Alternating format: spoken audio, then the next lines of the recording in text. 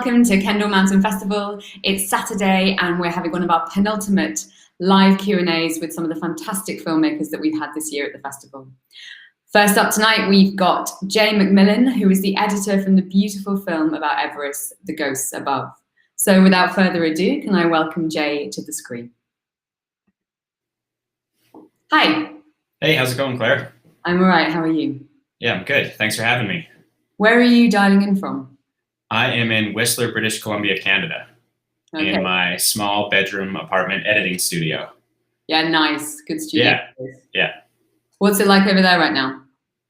The mountain ski hill just opened this week, so that's been a huge boost for the community spirits. It's a bit different this year with the pandemic, but I've been skiing the last 2 days, so I feel very privileged and lucky. And but yeah, the province right now is kind of coronavirus cases are on the rise, so it's pretty simple times. We're just kind of locked down, me, my girlfriend, and my dog, and yeah, it's interesting times. Yeah, I'm going to ask you a bit more about your experience about that later, if that's okay. I think lockdown as filmmakers is pretty tricky. But first, let's talk a little bit about the film. So can you tell the audience out there who maybe haven't seen The Ghosts Above, the kind of premise? Yeah, so The Ghosts Above is a story about Renan Ozturk and Mark Sinnott going to try and find the body of Sandy Irvine, who was George Mallory's climbing partner in 1924 in Everest. And there's this rumor, this mythical rumor that Sandy Irvine was documenting George Mallory's ascent when they were close to the summit. And he was known as a bit of a cinematographer himself. So he was taking photos of their climb. And they were last seen in the death zone before a storm came in. And Mallory's body was found in 1999. And miraculously, a lot of the artifacts on Mallory's body were intact. So it's believed that if they can find Sandy Irvine's body, Kodak experts have claimed that the camera and the film would still be intact. So Mark Sinnott and Renan undertook this expedition to see if they could recover Sandy Irvine's body.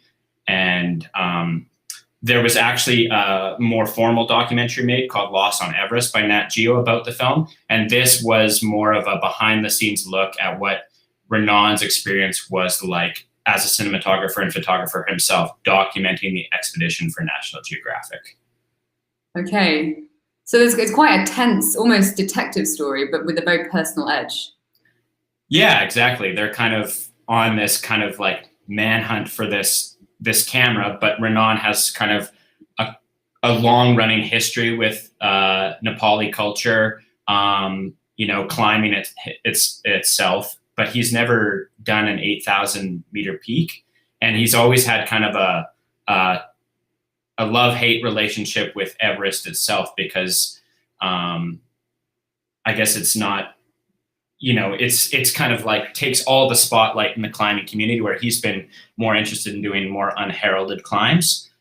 So he was conflicted about this process and this project, and that's kind of like the root thread of the narrative in the story. And it really is one of the most authentic perspectives on Everest I think we've certainly ever seen at Kendal. Yeah, we sat down before we started editing, and I wanted to make a film. I felt like it was an opportunity to make a film that could do something a little different. I wanted to be authentic with it. I think Renan did too. I was watching the selects, and I was kind of seeing some of like the rawness and the harshness and kind of the ugly side of this mountain. And I kind of was like, well, let's step into that. To me, I have a complex relationship with Nepal, and that's what I thought as a filmmaker I could bring towards it, is like, let's step into the darkness and kind of the ambiguous nature of this adventure instead of just kind of celebrating it as an epic odyssey. So I think that's what made the project fun for myself. There's quite a lot I'd like to ask you both about your relationship to the film as a person, but also your skill as an editor, which is really evident, because it really is an immersive film full of suspense and intense jeopardy. But how did you get involved in the film? So I worked for a long time with Sherpa Cinema, which is a production company based out of Canada here, actually in Whistler. And we worked on a film, Into the Mind, that was collaborative with Camp 4 Collective. back in 2012. And Renan was a big part of that film. Him and Dave Mossop went to Nepal together, and that was an insanely complicated edit that took forever, and Renan was a big part of that. So we worked together quite a bit during that film. And then in 2015, my parents passed away in an earthquake in Nepal, and I'd had a pretty public grieving process and relationship with that country. And Renan, I guess a few years ago now, or a year ago, told me about this Everest expedition and asked if I wanted to be involved in the edit. And I said, absolutely. And kind of here we are. And what's it like editing material about Nepal? I find it pretty cathartic, honestly. Now I have kind of like a trilogy. So I did a Loved by All film with Sherpas. That was my first one. That was like in 2017 or something like that. And then this Everest one, and then I have my own personal doc coming out. So that might be the end of the Nepal I guess section of my career for a bit, because it's been pretty intense, but it has been cathartic. It's a beautiful country. It's a lot of amazing adventures and really authentic stories come from Nepal. So yeah, it's been really nice. I mean, these guys did it on the Tibet side, the China side, so it's a little different, but yeah. I'll go on to ask a bit more about editing, but as you just mentioned your film that you've got coming out, could you tell us a little bit more about that? Yeah, so I've been spending a lot of energy as an editor telling other people's stories, which I think is well and good. And then you just kind of get the itch maybe to tell your own story. And I felt like I had a story worth telling. So my mom was actually, I wouldn't say a cinematographer, but she pretty much documented our whole childhood with a VHS camera. And so I had all this archival footage of me as a child and my mom kind of asking me questions from the age of, I don't know, like 3 years old till when I was 10 or 12. And so it was a good backbone for kind of like figuring out what my childhood looked like and kind of staying current with memories of my parents. And so I was curious about what my relationship, so the place where my parents passed away, there was over 400 people died, 400 local Nepali people. And it was really interesting setting up this world community where we were all grieving about the same incident, but our cultures and our distance and our proximities were so different. So I wanted to go there. I'd already been there once without a camera and interacted with the locals there and explored kind of the landscape where the earthquake happened. And I wanted to go back and kind of get that relationship on camera, these two cultures kind of coming together over the same tragedy. So it's just kind of me meandering through this space, kind of asking questions and forming friendships and relationships with the local community. And does it have a title? Yeah, it's called Sonder. Actually, the editor, Jen Randall, she came up with the title. And yeah, I'm going to butcher the meaning. I know it. It is the sudden realization that each passerby has a life as vivid and complex as your own. So that's kind of the kind of subtext of the film. And for audience listening or watching, Jen Randall is a multi-award-winning filmmaker at Kendall, and her last film was Home, about Sarah Uten. So, well, that would be a really awesome. This looks great. I was just have chops. Totally hooked, and so I shot all this footage, and then sat on it for a year. I didn't think I was going to do anything with it. I was just like, "Oh, we blew it." That was exhausting. Just feeling totally drained from the whole experience, and then I was just walking around in the woods one day and was like, who'd be good at telling the story is Jen. So I reached out to her and she was into it. And then, yeah, here we are. We're finishing the film in like 5 days. Oh, that's super cool. Yeah, that's been fun. And so, yeah, this and the Ghosts Above kind of like, I actually learned a ton from editing the Ghosts Above. So it informed a lot of the storytelling from this previous film, because there was so much footage from the Ghosts Above, like Renan and the crew out there worked incredibly hard documenting every experience, and they were in base camp for over 50 days. So it was over 30 terabytes worth of footage. So it was just a real calculated process on kind of like, okay, well, how are we going to figure out what goes into this thing? Because there was just so many options. For someone who doesn't know, what does 30 terabytes of film feel or look, or how long would it take to watch that? Oh, well, just picture like 50 days rolling, probably 12 hours a day, how much footage that would be. Wow, So that's that was that was kind of about what we were working with. that's pretty intense. Where do you even start? Yeah, what is? I mean, for people who, because obviously we get to meet directors a lot who can tell us about the themes and the characters. But as an editor, how do you start piecing that together?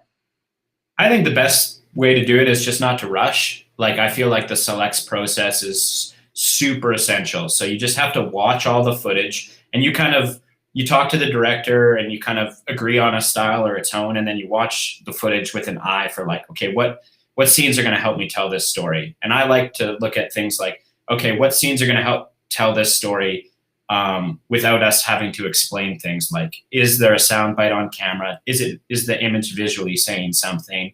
How much information can we get across most efficiently? So then you watch all the footage and you make selects and you kind of look at like, okay, what's the most effective ways of telling the story? Bring all those clips to the top of the, I guess, top of the process, and then you just kind of go to work. You lay down a foundation and then just hope things hope things you start to work on an unconscious level, which I really like about film editing. You kind of working like a bit of a sport. You're not really thinking after a while. You're just kind of making decisions and then see where you land. That's super cool. So kind of connections just end up happening. Yeah, I think you plan it. You work with the footage that you have. You build a foundation, and then you just start to trust your instincts. And I've learned that if you take a really long time on the selects process, you don't have to start second guessing yourself anymore, because you just learn to trust yourself. You're like, I've made that decision. I don't need to go back to that footage I've discarded. We're just going to move forward with this thing. And that was something I really kind of stuck true to on this film. Was like, okay, you've made these decisions already. Like, let's just keep moving. And how are you guys feeling? Because I know it's had a couple of festival showings. It's showing with us, and it's showing with Banff and Telluride Mountain Film. How are you feeling that the public will receive the film? Because it is, in some ways, almost quite controversial, some of the elements of the story. I thought it was really cool that Renan was willing and wanted to take that angle with the film. To me, as an audience member, if I was watching this film, I would be interested about that perspective, because it, Everest has such a stigma and kind of reputation in the mountain world, and I felt like it was healthy and interesting to sink into that, because the world and life is. I find sometimes documentary films, they're very like driven one way. There's no ambiguity. Where I feel like life's not that simple. So I think it was nice to have an authentic voice telling something. Telling a story about being conflicted, of wanting to climb this mountain in order to find this camera, but also feeling kind of a moral and social responsibility to the way the mountain and the business is set up, and kind of like juxtaposing with these two kind of like desires. And, Renan just kind of, he told an authentic story when we were kind of doing the brainstorming and writing the script and figuring it all out. And that's just how we let it land. And the composer, Logan Nelson, really helped with that as well, because he was able to kind of bring a lot of that turmoil to the forefront with his music. It was incredible. Yeah, he's like a prodigy. He makes everything look pretty easy when his music's behind it. It's quite interesting. As a festival, we definitely noticed that allowing the audience to have an ambiguity in their experience is something that's really coming through this year. We've got another film called Cull, who we interviewed the team yesterday, and that's definitely something that you really notice sitting through the film, that you're not being directed anyway, and you really have to make your mind up, which feels so relevant for the time that we're living in, where we have to think carefully and source check and not allow ourselves to be manipulated. It's a really beautiful element, of the film. Well, yeah, I mean, I find when I'm watching films, like my favorite films are like There Will Be Blood and all these amazing Paul Thomas Anderson films. But I feel like the mountain community culture, especially if you have a sponsor, sometimes they want the story to be told in the first 2 minutes, or you kind of want to, they are very conscious of you not losing any audience member. Like everybody needs to know exactly what's happening at all times. But when you go down to watch a movie you enjoy, you don't hear dialogue for 9 minutes sometimes. And like as a person who loves cinema, like that's what I'm interested in. I want to start telling more stories that you can hold a shot for 2 minutes and not be criticized about pacing or anything like that. So I was trying to take some of the things that I love about scale and scope and kind of and then bring it to this world. And one of the other things that's really interesting in that sense about this year's festival experience, and I suppose cinema experience or lack thereof, is that we're not collectively together. So although that's awful in terms of sharing the experience and having a kind of physical perception of other people, it does mean you really have your own experience of the film because you're not being guided by the person next to you. Yeah. I mean, I wish we were together. That's been a constant theme in all the filmmakers I've talked to, especially through this kind of festival circuit. But we're not. And we'll see what happens. I mean, the film comes out live on Wednesday. So, either people will like it or they'll hate it. And, we'll kind of live with the result. And the digital / real experience of the film we were speaking about just before we went live. As an editor, it's really important to have that kind of live testing of the film to see if the rhythm of the edit works. Did you get to screen test it with the real audience? We didn't. This had an intense deadline. So it played at the New York City Creative something with the Sony Alpha program. So we had that deadline, like I think it was almost a calendar year ago. Oh, wow. And we only had like 3 or 4 months to edit the film. So it was just like, it was absolute go time the whole time. And we were lucky that it was being produced by Wolves, which is run by Kurt Morgan. So he was kind of the executive producer on it. And he gave just incredible feedback throughout the whole process. So we had a litmus test that way because Kurt's an incredibly experienced filmmaker, as are Taylor and Renan. So it was a pretty grounded team giving feedback. And Kurt wasn't really involved in kind of the nitty gritty of the editing. So he was kind of like our litmus test every time we had a note. And he kind of really got in and sunk his teeth into like the darkness that we were kind of excited to kind of dig into. And so that became kind of like our bouncing board. We would, every 2 weeks we'd send a cut with him and he'd send back really helpful feedback. We'd hop on a group call and we'd all kind of work through it. So, and then when we released it in New York for that one screening, the feedback was super positive. So, and then the project was done. So that was it. We wish we had more time with it, but we didn't. It's life. Things have to move on. Can I ask, this festival's been running for 40 years and we've had lots of Everest films through. Was delving into the kind of heritage of Everest films something that the team went for? Well, in preparation, there's the Wade Davis book where he kind of writes a lot about this experience. I listened to that audiobook upon Renan's recommendation just to kind of get the backstory of what George Mallory went through to do these expeditions. This was when he went missing. That was his 3rd attempt at climbing Everest. And but our film didn't need to focus on that so much because the National Geographic long form film was digging more into the history of Everest itself, these earlier British expeditions. And that made it easier on us where we could kind of just focus on kind of like, what is the present day experience like for Renan?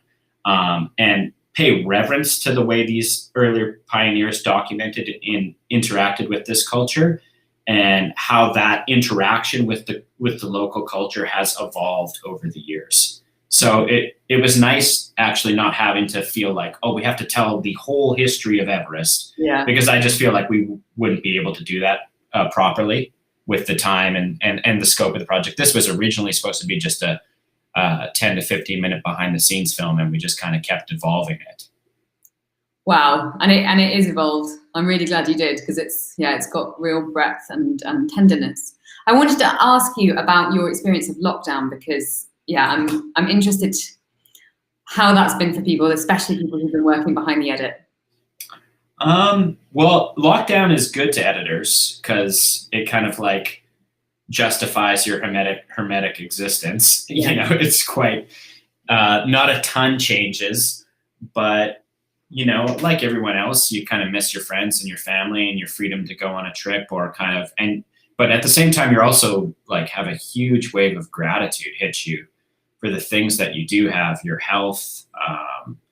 I mean, here we have access to green space, you know, I mean, technology, so we can communicate with everybody. So, you know, it's fatiguing and it's emotional and it's a little surreal. You kind of are like, why do I feel so exhausted all the time?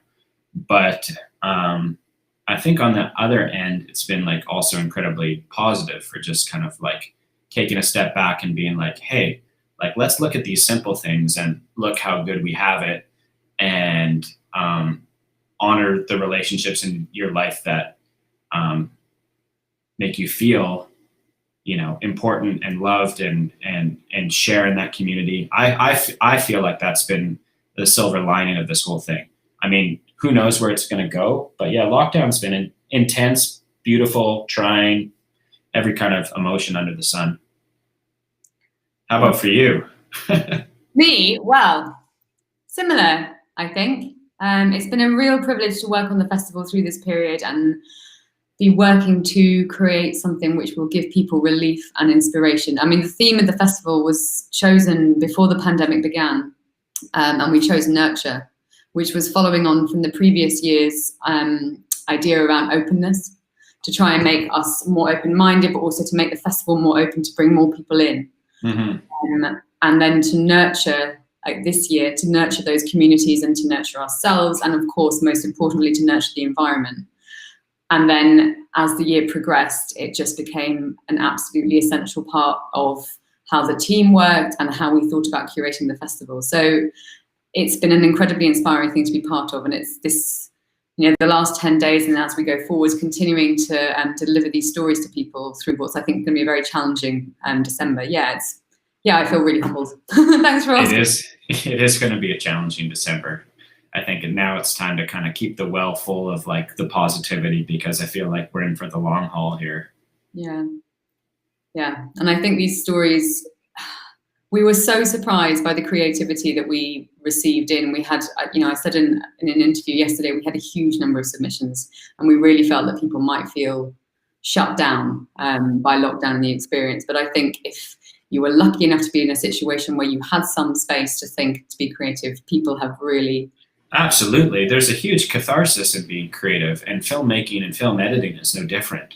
So, I mean, it's been, to me, I've used this as much as it's been, I never really got absorbed in the whole, I'm going to just eat junk food and watch Netflix. Like, to me, this has been a window to create and use this kind of like universal grief, which is like a really tangible feeling, and put it into something meaningful. So I feel like that this has been an awesome opportunity to tap into kind of this hum of anxiety and energy that's out there, but also this like nurturing spirit, like you're saying, that, you know, people want to care for each other, and people, you know, at least the people that I want to connect with. There's a whole, you know, diversity of how people are kind of approaching this thing, but the people that I admire and want to connect with, they want to nurture relationships and they want to nurture the species. And I think that's an energy that has, because we were able to get off this crazy train of kind of capitalism for like a window of time there. It was kind of like, oh, how am I going to use this time to like emotionally fulfill myself and kind of put something good into the world. And I would say that I think, sorry. Go for it, sorry. Just to make sure there's no shame on anyone who did eat junk food and watch Netflix, one of the best things I think I found about it was that I learned how to not work quite so hard and time out. So no shaming. Yeah, if that's what you did, it's all good. It's your choice. Power to you. Have fun, nurture in whichever way you want. All right, Jay, I think that's a really nice moment to end on. Thank you so much for taking the time to come and speak to us. And I'm really excited to look forward to Saunder. I think that'll be a really lovely thing to have on the circuit next year, which hopefully will be in real life, and we'll all be able to sit in the cinema and, you know, hear and feel your edit all together. Well, thanks so much for promoting the film and having me on. It's not not often editors get to talk about their process, so I really appreciate it, and I appreciate all the energy you guys have put into sharing these stories with the world. Like, I know it's not easy this year, and lots of love to you guys. Thanks so much. Thanks very much. Really appreciate it. Peace. Thanks very much to Jay and the Ghosts Above team. If you enjoyed that, then next up at 8 o'clock, we have our specialist mountaineering session, which will be a real rip-roaring and then quite reflective tale of a rip-roaring and then reflective tale of today's mountains. All right, thanks very much. We really hope you're enjoying the festival. Bye.